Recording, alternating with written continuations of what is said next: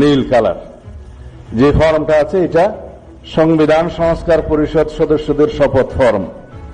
আমরা কেউ সংবিধান সংস্কার পরিষদের সদস্য হিসেবে নির্বাচিত হইনি এবং সংবিধানে এটা এখনো ধারণ করা হয়নি।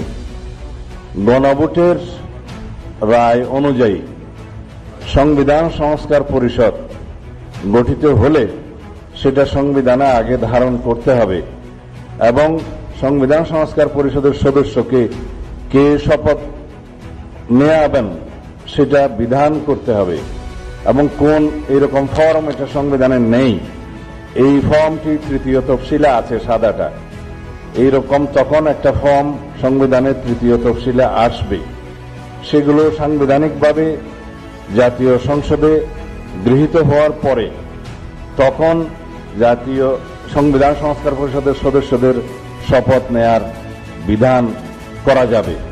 বিধায় আমরা এখন সাংবিধানিকভাবে এই পর্যন্ত আমরা এসেছি, আমরা সংবিধান মেনে এই পর্যন্ত চলছি এবং আশা করি সামনের দিনেও চলব। আমি মাননীয় চেয়ারম্যানের নির্দেশে ওনার উপস্থিতিতে আপনাদেরকে এই আমাদের দলীয় সিদ্ধান্তটা জানালাম। ধন্যবাদ সবাইকে।